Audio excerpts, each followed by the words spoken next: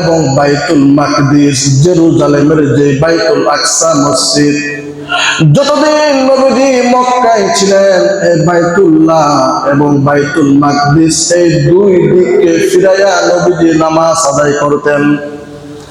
রাসূলুল্লাহ সাল্লাল্লাহু আলাইহি ওয়াসাল্লাম যখন মক্কা থেকে যখন মদিনায় চলে গেলেন তখন আর তা আদায় করা সম্ভব হয় নাই। দুই দিকে কিবলা অর্থাৎ বাইতুল্লাহ শরীফ এবং বাইতুল মাকদিস দুইটাকে একত্রিত করে নামাজ আদায় করা সম্ভব হয় নাই।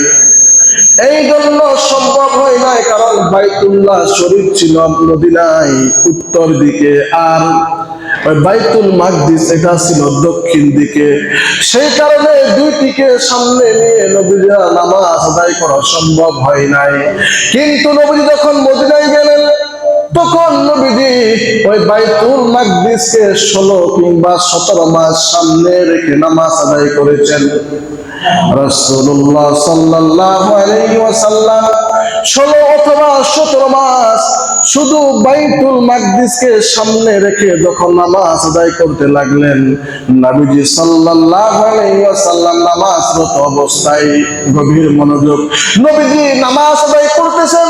এমন অবস্থায় নবীজির একটু ইচ্ছা, একটু আকাঙ্ক্ষা, মনের একটু তামান্না, আহারে আমার মক্কার বাইতুল্লাহ শরীফ যদি আমার কিবলা হয়ে যাইতো মনে হয় খুব বেশি ভালো হইতো।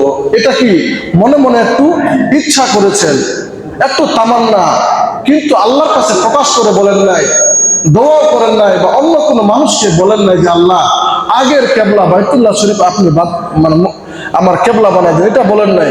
মনে মনে রাসূলুল্লাহ শুধু ভেবেছেন আগের কিবলা আমার বাইতুল্লাহ শরীফ যদি কিবলা হয়ে যায় মনে হয় খুব ভালো হতো। আমার ভাইরা, আমার বন্ধুরা, দেখেন আল্লাহ রাসূল সাল্লাল্লাহু আলাইহি ওয়াসাল্লাম এই জন্য যখন মনে মনে নামাজরত অবস্থায় যখন মনে মনে ভাবলেন আহারে ওই বাইতুল্লাহ শরীফ যদি আমার কিবলা হয়ে যায় তাহলে মনে হয় ভালো হয়। আমার আল্লাহ রাব্বুল আলামিনের সাথে সাথে কিবলাটাকে ঘুরাইয়া জিবরাইলকে বলল, জিবরাইল যাও যাও আমার বন্ধু মুহাম্মদ সাল্লাল্লাহু আলাইহি ওয়াসাল্লাম তার সিনাটাকে কিবলা বাইতুল্লাহ শরীফের দিকে ঘুরাইয়া দাও। ঘুরাইয়া দিলাম।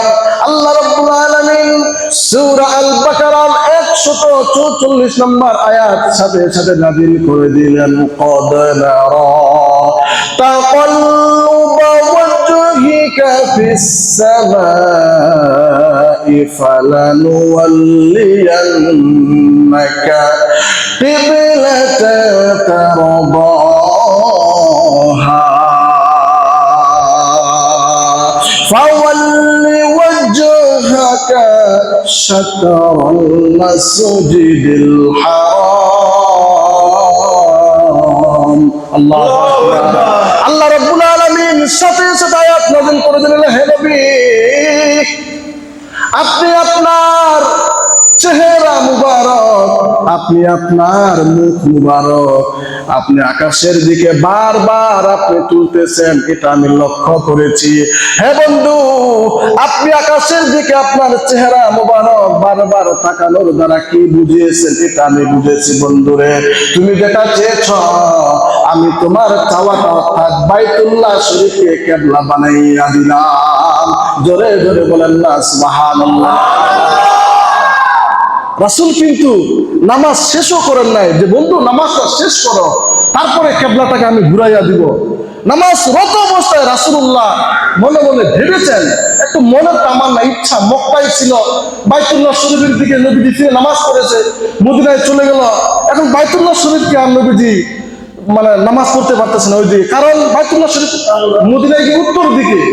শুধু মনে মনে ভেবেছেন, কি বন্ধুকে ভালোবাসো মুসলমান, মনে মনে শুধু ভেবেছে আল্লাহর কাছে, বলেন না আল্লাহ আমার আগের বাইতুল্লাহ শরীফকে তুমি কেবলা বানাইয়া দাও।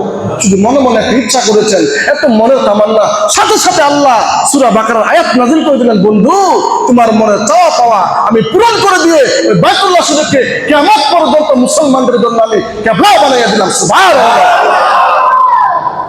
আমার ভাইয়ের, আমার বন্ধুরা, মুফাসসিররা বলেছেন আল্লাহ রাব্বুল আলামিন হযরতে মূসা আলাইহিস সালাতু ওয়াস সালামকে যে কিতাব দিয়েছিলেন, এই কিতাবটি আল্লাহ রাব্বুল আলামিন মূসা আলাইহিস সালাতু ওয়াস সালামের উপরে একেবারে দিয়ে দিয়েছেন।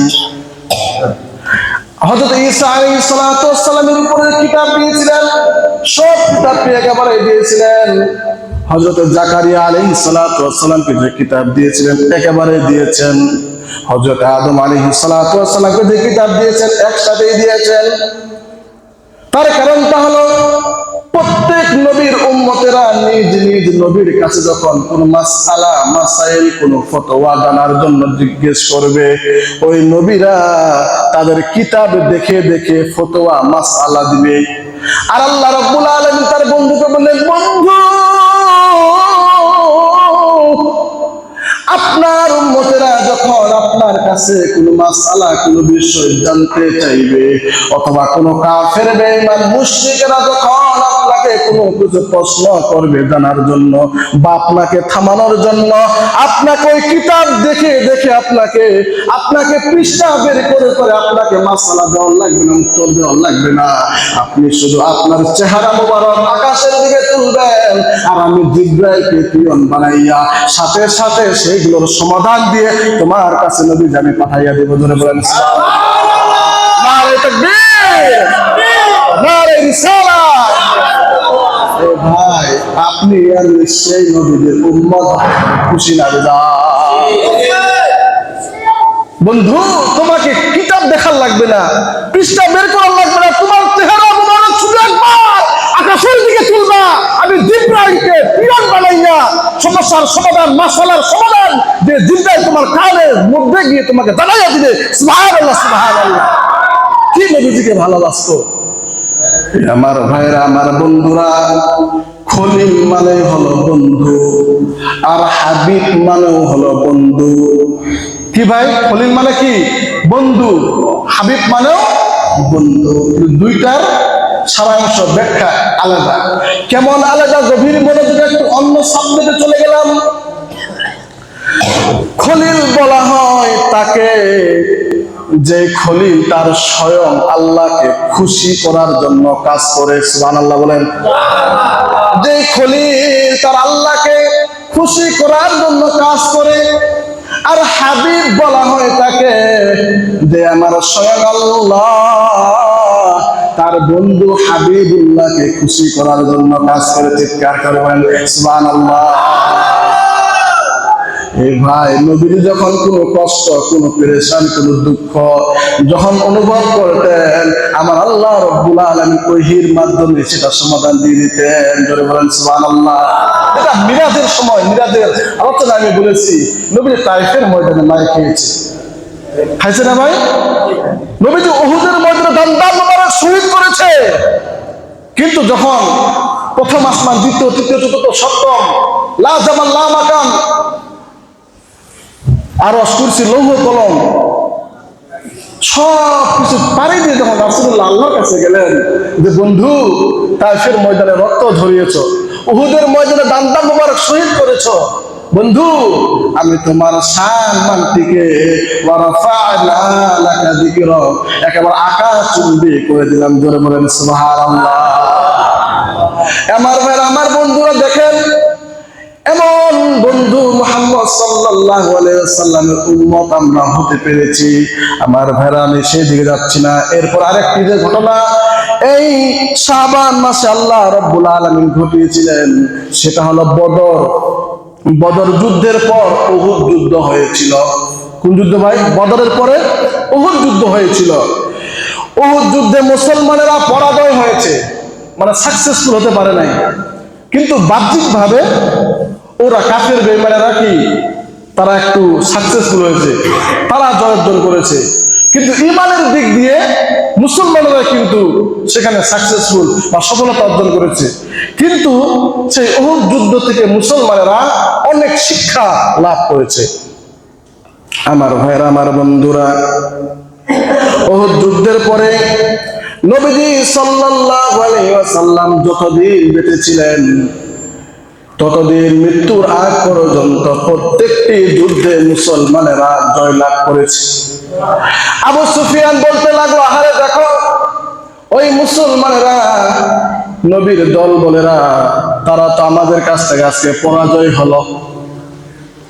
এবার আবু সুফিয়ান নবীজি সাল্লাল্লাহু আলাইহি ওয়াসাল্লামকে আরেকটি যুদ্ধের জন্য ডেট দিল।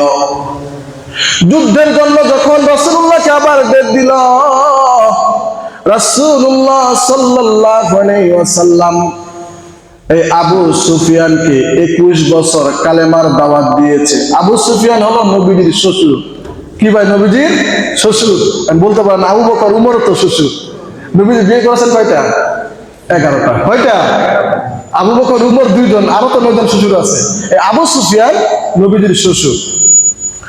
তো 21 বছর দাওয়াত দিয়েছে, কিন্তু কালেমা পড়ে নাই, ইসলাম ধর্ম গ্রহণ করে নাই। সম্মানিত হাজিরিন, চাচা আব্দুল্লাহ ইবনে আব্বাস রাদিয়াল্লাহু তাআলা আনহু, নবীর চাচা আব্দুল্লাহ ইবনে আব্বাস আবু সুফিয়ানের হাতটি ধরে নবীর কাছে নিয়ে গেল। আবু সুফিয়ান রে আর কতদিন মুশরিক অবস্থায় থাকবে, জাহান্নামের পথে থাকবে, কালেমা পড়ে মুসলমান হয়ে যাও, তারপর হয় নাই। আমার ভাই, আমার বন্ধুরা, যখন আবু সুফিয়ান নবীজিকে আবার দ্বিতীয় বদর, দ্বিতীয় যুদ্ধের জন্য যখন আল্লাহ রাসূল সাল্লাল্লাহু আলাইহি ওয়াসাল্লামকে ডাক দিল, আপনার সাথে আবার যুদ্ধ হবে, আবার যুদ্ধ করব, রাসূলুল্লাহ আবার তৈরি হলেন। বদরের যুদ্ধে রাসূলুল্লাহ সাল্লাল্লাহু আলাইহি ওয়াসাল্লাম, উহুদ যুদ্ধে রাসূল সাল্লাল্লাহু আলাইহি ওয়াসাল্লাম সেইভাবে সফলতা অর্জন করেন নাই, সেভাবে জয় হতে পারেন নাই, জয়যুক্ত হতে পারেন নাই, কিছুটা নার্ভাস ছিল। দ্বিতীয়বারে যখন আবু সুফিয়ান আবার রাসূলুল্লাহকে ডেট দিলেন যুদ্ধের, নবীজি সাহাবায়ে কেরামকে 1500 জন সাহাবীদেরকে একেবারে প্রশিক্ষণ দিয়ে রাসূলুল্লাহ সাল্লাল্লাহু আলাইহি ওয়াসাল্লাম বদরের দিকে আবার রওনা করেছে। রওনা করার পরে মাথার মধ্যে সাহাবীদের পাগড়ি, পাঞ্জাবি, দাড়ি, টুপি, তারা বদর প্রান্তরে যখন রওনা শুরু করলো, এদিকে আবু সুফিয়ানের দলবল 2000 তারাও রওনা শুরু করেছে।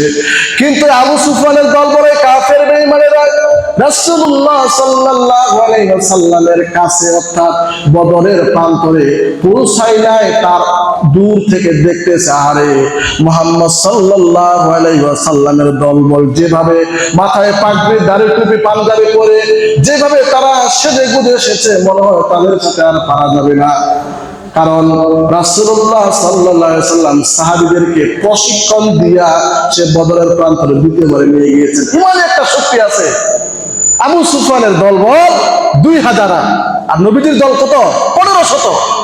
তারা বদরের প্রান্তরে না পৌঁছার আগেই দলবলকে দেখে একেবারে তারা আবার ব্যাক করেছে, রওনা শুরু করেছে। এদিকে নবীজি 1500 জন সাহাবীকে নিয়ে নবীজি অপেক্ষা করতেছে কখন আসবে। এক পর্যায়ে যখন আসলো না, আমার আল্লাহ রাব্বুল আলামিন যুদ্ধ ছাড়া এই বদর প্রান্তরে রাসূলুল্লাহকে জয়যুক্ত করাইয়া দিলেন। জোরে বলেন সুবহানাল্লাহ। এই যে ঘটনাটি ঘটেছিল, এটাও ঘটেছিল এই শাবান মাসে। আমার ভাইরা, এরপরে গভীর মনোযোগ, গাজওয়ায়ে বনি মুস্তালিক ও ইফকের একটি ঘটনা। আবারও বলতেছি, গাজওয়ায়ে বনি মুস্তালিক ও ইফকের ঘটনা।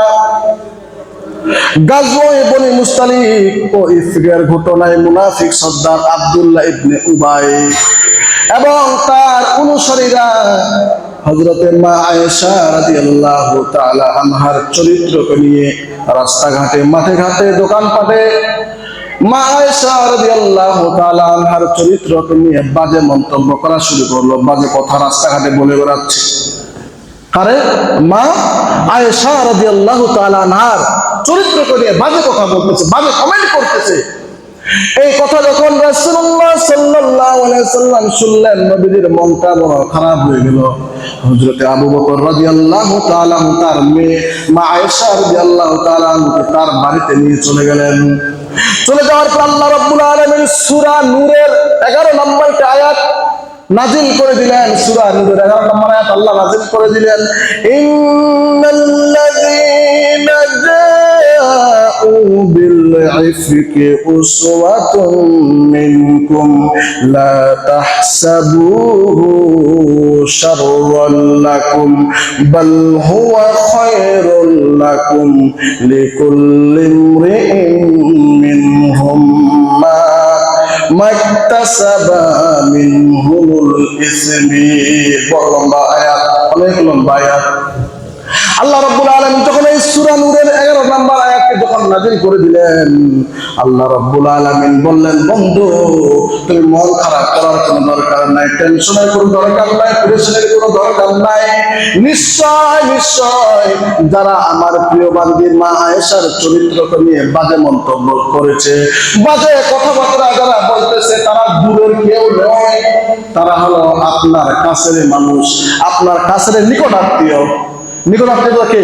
আব্দুল্লাহ ইবনে উবাই, মুনাফিক সর্দার। হে রাসূল, আপনার মন খারাপ করার কোনো দরকার নাই, দূরের কেউ নয়। আব্দুল্লাহ ইবনে উবাই সে আপনার কাছের, এবং তার দলবল আমার প্রিয় বান্দী আয়েশাকে নিয়ে বাজে কমেন্ট করতেছে, মন্তব্য করতেছে। টেনশনের কোনো কারণ নাই, প্রেশারের কোনো কারণ নাই। এই আব্দুল্লাহ ইবনে উবাই মুনাফিক সর্দার। এই আব্দুল্লাহ ইবনে উবাই একই সাথে নবীর পিছনে নামাজ আদায় করত, মাঝে মাঝে আযান দিত, মাঝে মাঝে ইকামত দিত। শুধু তাই নয় ভাইরা, এই মুনাফিক সর্দার আব্দুল্লাহ ইবনে উবাই নবীর সাথে একই প্লেটের মধ্যে খাবার খাইতো, নবীর সাথে জিহাদের ময়দানে একসাথে মিলে জিহাদ করেছে। কিন্তু যখন নবীর কাছ থেকে যখন আড়ালে যখন যাইতো, নবীর বিরোধিতা করতো, নবীর পরিবারের বিরোধিতা করতো। ঠিক কিনা? এমন মুসলমান এখনো আমাদের সমাজের মধ্যে আছে, ইমাম সাহেবের পিছনে নামাজ পড়বে, ইমাম সাহেবের পিছনে ইক্তেদায়িত্ব করে, ইক্তেদায়িত্ব বিহাদাল ইমাম, ওই ইমামের পিছনে বাইরে গিয়ে সমালোচনা করে, ইমাম সাহেব ওইটা করছে, ইমাম সাহেব ওইখানে গেছে, ইমাম সাহেব ওই কাজটা করছে। অথচ ইমামের পিছনে নামাজ পড়ে, ইমামের সমালোচনা করে নিজের আমলগুলোকে ধ্বংস করতেছে। নাউযুবিল্লাহ বলেন। কিয়ামত পর্যন্ত আব্দুল্লাহ ইবনে উবাইয়ের একদল অনুসারীরা দুনিয়ার মধ্যে থাকবে না, নাই বলেন? কিয়ামত পর্যন্ত থাকবে। প্রিয় হাজির, সেই দিকে নয়, রাসূলুল্লাহ সাল্লাল্লাহু আলাইহি ওয়াসাল্লামকে আল্লাহ আয়াত নাযিল করে দিয়ে বললেন, বন্ধু টেনশন করার কোনো কারণ নাই, পেরেশানি করার কোনো কারণ নাই। আমার বান্দী আয়েশার চরিত্রের মধ্যে তিল পরিমাণ কোনো ভেজাল নাই। সুবহানাল্লাহ। রাসূলুল্লাহ সাল্লাল্লাহু আলাইহি ওয়াসাল্লামের মনটা আরেকটু স্বাভাবিক হলো। যে মা আয়েশা রাদিয়াল্লাহু তাআলা আনহাকে আল্লাহ রাব্বুল আলামিন স্বয়ং দুনিয়াতে থাকা অবস্থায় কি দিয়েছেন ভাই? সালাম দিয়েছেন। সালাম। জান্নাতি মহিলাদের সরদার হযরতে মা ফাতিমাতুজ জোহরা রাদিয়াল্লাহু তাআলা আনহা, এরপর হলো মা আয়েশা রাদিয়াল্লাহু তাআলা আনহা। আমার ভাইরা, আমার বন্ধুরা, আসেন এই পবিত্র শাবান মাস, সুনানে নাসাইর 2357 নম্বর হাদিস, রাসূলুল্লাহ সাল্লাল্লাহু আলাইহি ওয়াসাল্লাম বলেছেন, ওয়া হুয়া শাহরু তারফাউ ফীহিল আমালু ইলা রাব্বিল আলামিন। রাসূলুল্লাহ সাল্লাল্লাহু আলাইহি ওয়াসাল্লাম বলেছেন, একজন মানুষের নেক আমলগুলো, সারা বছরের আমলনামাগুলো এই শাবান মাসে ফেরেশতারা আল্লাহ রাব্বুল আলামিনের কাছে হাজির করেন, উপস্থিত করেন। আপনার আমার এক বছরের যে আমলগুলো আমরা যারা করি, এই আমলগুলো ফেরেশতারা আল্লাহর কাছে জমা দেন। আমার ভাইরা, শুধু তাই নয়, এই আমলগুলো 3টি ধাপে আল্লাহর কাছে পেশ করা হয়। এক নাম্বার হচ্ছে দিনের আমলগুলো দিনের বেলায় ফেরেশতারা আল্লাহর কাছে পেশ করে, সপ্তাহের আমলগুলো সপ্তাহে আল্লাহর কাছে পেশ করে, এবং বাৎসরিক আমলগুলো প্রতি বছরে আল্লাহ রাব্বুল আলামিনের কাছে আমলগুলো পেশ করে। দিনের আমলগুলো কেমনে পেশ করে? সহিহ আল বুখারীর 555 নম্বর হাদিস, রাসূলুল্লাহ সাল্লাল্লাহু আলাইহি ওয়াসাল্লাম বলেছেন, ইয়াতাআকাবুনা ফীকুম মালায়েকা বিল-লাইলি ওয়া মালায়েকা বিন-নাহারি ওয়া ইয়াসতামিউনা ফী সালাতিল ফজরি ওয়া সালাতুল আসর। রাসূলুল্লাহ সাল্লাল্লাহু আলাইহি ওয়াসাল্লাম বলেছেন, একদল ফেরেশতারা পালাক্রমে পর্যায়ক্রমে তারা বান্দা এবং বান্দির আমলগুলো আল্লাহ রাব্বুল আলামিনের কাছে পৌঁছান। একদল ফেরেশতারা দিনের আমলগুলো আল্লাহর কাছে নিয়ে যান। রাত্রিবেলার ফেরেশতারা রাতের আমলগুলো বান্দা বান্দির আল্লাহর কাছে নিয়ে যান। এইভাবে তারা ফজর এবং আসরের সময় দুই দল ফেরেশতারা একত্রিত হয়। এখন আমরা মনে করি আমাদের দুই কাঁধে মনে হয় দুইজন ফেরেশতা। এখানে কি বলা হয়েছে যে একদল ফেরেশতা দিনের ফেরেশতাগুলো দিনে আল্লাহর কাছে আমলগুলো কি নিয়ে যান, জমা দেন, পেশ করেন। আবার রাতের একদল ফেরেশতা বান্দা রাতের যে আমলগুলো আল্লাহর কাছে পেশ করেন। কিন্তু আমরা মনে করি আমাদের দুই কাঁধে দুইজন ফেরেশতা, মনে করি না কিরামান আর কাতিবিন। কিরামান মানে হলো সম্মানিত, আর কাতিবিন মানে হলো লেখক, সম্মানিত লেখক। এখন আমার যদি ভাইরা যদি বিষয়টা তাই হতো দুইজন ফেরেশতা, এখানে এমন নাই কেউ। আরবি গ্রামারের ভাষায় যদি এখানে দুই শব্দ যদি ব্যবহার করতো দুইজন ফেরেশতা, তাহলে আল্লাহ বলতেন কারমা কাতাবা ইয়ালামুনা মা তাফআলুন। কারমা মানে একজন, কাতাবা মানে একজন। এটা ব্যবহার করেন নাই কারামাইনি কাতাবাইনি ইয়ালামুনা মা তাফআলুন, মানে দুইজন ফেরেশতা। এটা আল্লাহ রাব্বুল আলামিন বলেন নাই। আল্লাহ রাব্বুল আলামিন বলেছেন কিরামা কাতিবিনা ইয়ালামুনা মা তাফআলুন। মা তাফআলুন বহুবচন শব্দ ব্যবহার করেছেন। আচ্ছা একদল বলতে, আচ্ছা একজন, দুইজন নাকি দুইয়ের একাধিক বলেন? মা তাফআলুন। আল্লাহ রাব্বুল আলামিন এই আয়াতের মধ্যে বহুবচন শব্দ ব্যবহার করেছেন। মানে আপনার আমার দুই কাঁধে একজন দুইজন ফেরেশতা না, দুইয়ের একাধিক ফেরেশতা আমাদের দুই কাঁধের মধ্যে কি অবস্থান করছেন, বহন করতেছেন। প্রিয় হাজিরিন, একদল ফেরেশতা দিনের ফেরেশতারা যখন দিনের আমলগুলো বান্দা বান্দির আল্লাহর কাছে যখন নিয়ে যান, আবার রাতের ফেরেশতারা যখন আল্লাহর কাছে তার আমল নামাগুলো নিয়ে যান, আল্লাহর কাছে যাওয়ার পর আল্লাহ তো সব জানে, সব বুঝে। দিনের ফেরেশতারা আমলগুলো নিয়ে যাওয়ার পরে আল্লাহ রাব্বুল আলামিন জানার পরও ফেরেশতাদেরকে বলেন, ফেরেশতারা রে, আমার বান্দাদেরকে তোমরা কি অবস্থায় রেখে এসেছো? দিনের ফেরেশতারা আল্লাহকে বলে, আল্লাহ তোমার এই বান্দাদেরকে আমি নামাজরত অবস্থায় রেখে এসেছি। তখন ফেরেশতাদেরকে আল্লাহ প্রশ্ন করবেন, ফেরেশতারা তারা কি চায়? বলতেছে তারা আপনার জান্নাত চায়। এবার আল্লাহ রাব্বুল আলামিন বলবেন, তারা কি আমার জান্নাত দেখছে? বলছে না, তারা আপনার জান্নাত দেখে নাই। ফেরেশতাদেরকে বলবে কি জাহান্নাম দেখছে? বলছে না, জাহান্নাম দেখে নাই। আমাকে দেখছে? না, দেখে নাই। আমার বন্ধুকে কি দেখছে? না, দেখে নাই। আল্লাহ রাব্বুল আলামিন ফেরেশতাদেরকে, দিনের ফেরেশতাদেরকে সাক্ষী রেখে বলবে, ও আমার ফেরেশতারা শুনো শুনো, যেহেতু তারা আমাকে দেখে নাই, আমার বন্ধুকে দেখে নাই, জান্নাত দেখে নাই, জাহান্নাম দেখে নাই, না দেখে যেহেতু ঈমান আনয়ন করেছে, তোমরা সাক্ষী দেখো, আমি তাদের জীবনের সমস্ত গুনাহগুলোকে মাফ করে দিয়ে আমি তাদেরকে আমি জান্নাতি বানাই দিলাম। জোরে বলেন সুবহানাল্লাহ। আবার রাতের ফেরেশতারা যখন রাত্রিবেলা আমলগুলো আল্লাহর কাছে নিয়ে যান, একই কথা আল্লাহ রাব্বুল আলামিন বলেন, ও আমার ফেরেশতারা আমার বান্দাদেরকে রাত্রিবেলায় কি অবস্থায় রেখে এসেছো? এবার ফেরেশতারা বলবে, আল্লাহ আপনার বান্দাদেরকে আমি তাহাজ্জুদরত অবস্থায় রেখে এসেছি, আপনার বান্দাদেরকে আমি কুরআন তেলাওয়াতরত অবস্থায় রেখে এসেছি, আপনার বান্দাদেরকে আমি রাত্রিবেলায় জিকিররত অবস্থায় রেখে এসেছি। আল্লাহ বলে, যাও গো, তাদেরকে মাফ করে দিলাম, জান্নাত দিয়ে দিলাম। সুবহানাল্লাহ বলেন। এরপর আমার ভাইরা দেখেন সাপ্তাহিকের আমল। রাসূলুল্লাহ সাল্লাল্লাহু আলাইহি সাল্লাম মুসনাদে আহমদের 10,272 নম্বর হাদিসের মধ্যে বলেছেন, ইন্নাল আ'মালি বানি আদামা তুসরাদু কুল্লি 50 লাইলাল জুমআ ফালা ইকবালু আমালু কাতির রহিম। রাসূলুল্লাহ সাল্লাল্লাহু আলাইহি সাল্লাম বলেছেন, একজন মানুষের আমলগুলো প্রতি জুমার রাতে আল্লাহ রাব্বুল আলামিনের কাছে পেশ করা হয়। প্রত্যেকটি মানুষের সপ্তাহের যে আমলগুলো কি ভাই? জুমার রাত। জুমার রাত কিন্তু সামনে যে রাত আছে এটা না, বৃহস্পতিবার রাত হলো কি জুমার রাত। এই জুমার রাতে সপ্তাহের আমলগুলো আল্লাহ রাব্বুল আলামিন ফেরেশতাদের মাধ্যমে একত্রিত করেন। ফেরেশতারা এক সপ্তাহের আমলগুলো আল্লাহর কাছে উপস্থিত করেন, জমা দেন। এবং ওই রাতে, জুমার রাতে যারা তওবা করে আল্লাহর কাছে মাফ চায়, আল্লাহ রাব্বুল আলামিন তাদেরকে মাফ করে দেয়।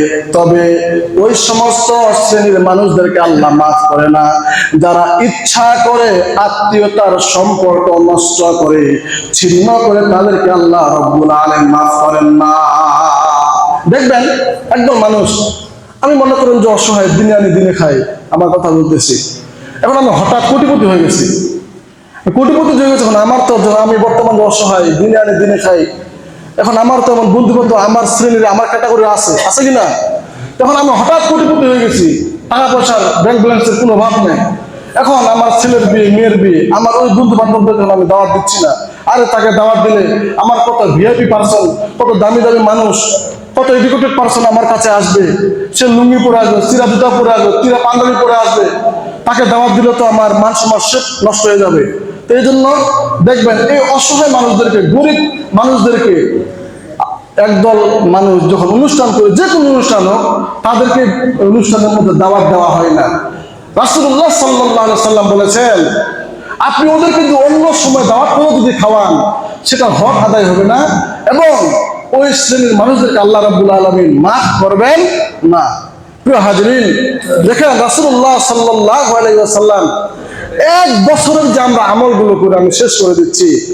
মুসনাদ আহমদের 2357 নম্বর হাদিসের মধ্যে রাসূলুল্লাহ বলেছেন, ওয়া হুয়া শাহরু তুরফাউ ফীহিল আ'মাল ইলা রাব্বিল আলামিন।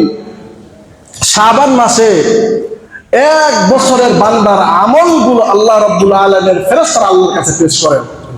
সম্মানিত হাজরিন, এরপরে দেখেন রাসূলুল্লাহ সাল্লাল্লাহু আলাইহি সাল্লামের যে সমস্ত উম্মতেরা এক বছরের যে আমলগুলো আছে, এই আমলগুলো যখন আল্লাহর কাছে যখন পেশ করা হয়, পেশ করার পরে তার নেকের পাল্লাটা যদি বেশি হয়, বদের পাল্লাটা যদি কম হয়, রাসূল সাল্লাল্লাহু আলাইহি সাল্লাম বলেছেন, আরে শাবান মাসে তারা যদি বেশি বেশি নেক আমল করে, ওই বদের পাল্লাটাকে কমাই দিয়ে নেকের পাল্লাটাকে ভারী করে দিয়ে আল্লাহ রাব্বুল আলামিন তাকে পার করে দিবেন। সুবহানাল্লাহ। রাসূলুল্লাহ বলেছেন, শাবানু শাহরি, এই শাবান মাসটা আমার মাস। রাসূল বলেছেন, আমি আল্লাহর কাছে চেয়ে নিয়েছি।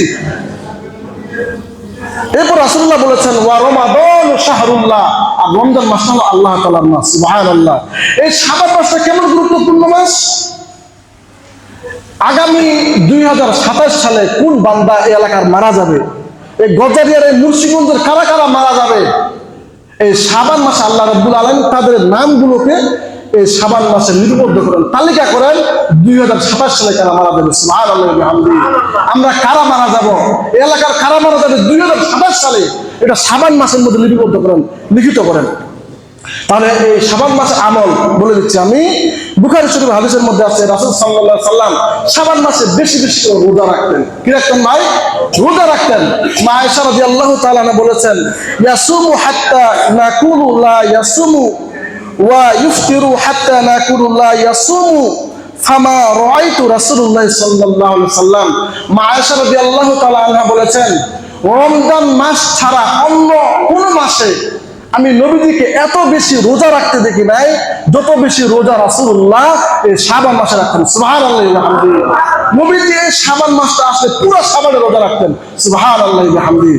প্রিয় হাজরিন, নবী সাল্লাল্লাহু আলাইহি সাল্লাম হাদিস শরীফের মধ্যে বলেছেন, কানা আহাব্বুশ শুহুরি ইলা রাসূলুল্লাহ সাল্লাল্লাহু আলাইহি সাল্লাম আন ইয়াসুমু শাবান।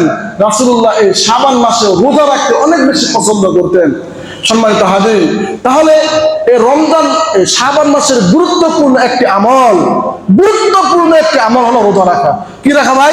রোজা রাখা। প্রিয় হাজির, 2 নম্বর আমল হচ্ছে কুরআন তেলাওয়াত। কম বেশি আমরা সবাই করি কুরআন তেলাওয়াত। যে রমজান মাসে আল্লাহ কুরআন নাযিল করেছেন, কুরআন যদি পড়তে না পারে নামাজ কেমনে পড়বো, নামাজ কেমনে সহি হবে? তো যেটুকু পারে ওইটুকু বেশি করে এই শাবান মাসের মধ্যে তেলাওয়াত করা 2 নম্বর আমল। 3 নম্বর, রাত্রি বেলায় যারা তাহাজ্জুদ নামাজ পড়ি, শেষ রাতে নামাজ পড়া যারা অভ্যাস আছে, এই শাবান মাসে আরো বেশি করে বেশি নামাজ পড়া, তাহাজ্জুদের নামাজ। তাহাজ্জুদের নামাজ যারা পড়ে আল্লাহ রাব্বুল আলামিন তাদের অভাব দূর করে দেন। সুবহানাল্লাহ। 4 নাম্বার রাসূলুল্লাহ বলেছেন, আমি হাদিসটা বলতেছি না, শুধু অর্থটা বলতেছি। রাসূল সাল্লাল্লাহু আলাইহি সাল্লাম বলেছেন, যদি তুমি যে কোনো আরবি মাসের 13, 14, 15, যেটাকে বলা হয় আইয়ামে বীজ, কি বলা হয় ভাই? প্রত্যেক আরবি মাসের 13, 14, 15 এই 3 দিন কোন মানুষ যদি এই 3টা রোজা যদি রাখে, রাসূলুল্লাহ বলেছেন আমি আল্লাহ রাব্বুল আলামিন কিয়ামতের ময়দানে তাদেরকে মাফ করে দেব। এবং রাসূল ওদেরকে কিয়ামতে আল্লাহ রাব্বুল আলামিনের কাছে পারমিশন চাইবে, আল্লাহ তাদেরকে প্রিয় বান্দাদের তালিকার মধ্যে তাদের নামগুলোকে আপনি লিখে দেন। সুবহানাল্লাহ। নবীজি আল্লাহকে বলবে যে আল্লাহ ওই প্রতি আরবি মাসের 13, 14, 15 3টা রোজা আমার উম্মতরা রেখেছিল, এই জন্য তাদেরকে প্রিয় বান্দাদের, সলেহীন বান্দাদের তালিকার মধ্যে আমার ওই উম্মতদের নামগুলোকে আপনি লিখে দেন। সুবহানাল্লাহ।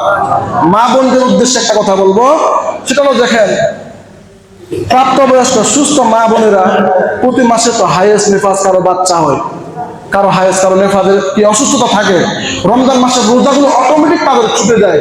এই জন্য যদি আমাদের রমজান মাসের ফরজ রোজাগুলো ছুটে যায়, তাহলে শাবান মাসে আমরা সেই রোজাগুলোর কাফারা আমরা আদায় করে নেব।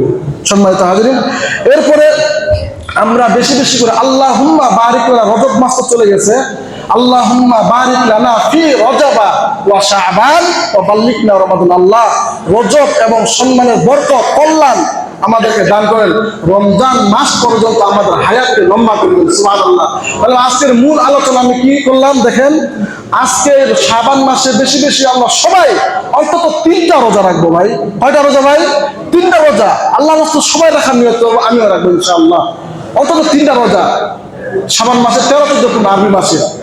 এবং আমরা বেশি বেশি করে এই রমজান মাসে কুরআন তেলাওয়াত, এই শাবান মাসে কুরআন তেলাওয়াত করব, জিকির করব, তাহাজ্জুদ নামাজ পড়ব, এবং আল্লাহুম্মা বারিক লানা ফি রজব ওয়া শাবান ওয়া বাল্লিগনা রমাদান এই দোয়াটা করব। আল্লাহ সুবহানাহু ওয়া তাআলা আমাদের সকলকে এই